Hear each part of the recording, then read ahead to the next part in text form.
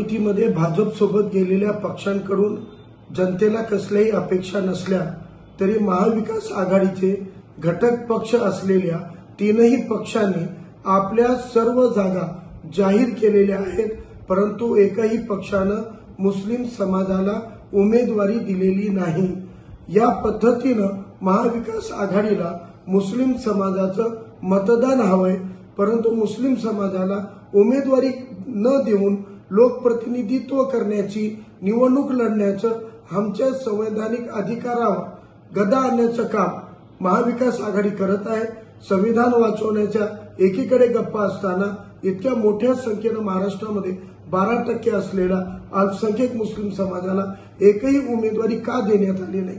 महाराष्ट्रातल्या सर्व मुस्लिमांनी फक्त यांना मतदान देऊन निवडून आणावं आणि या समाज घटकाचे प्रश्न उचलण्यासाठी, प्रतिनिधित्व करण्यासाठी एकही मुस्लिम उमेदवार यांना न सापडावा।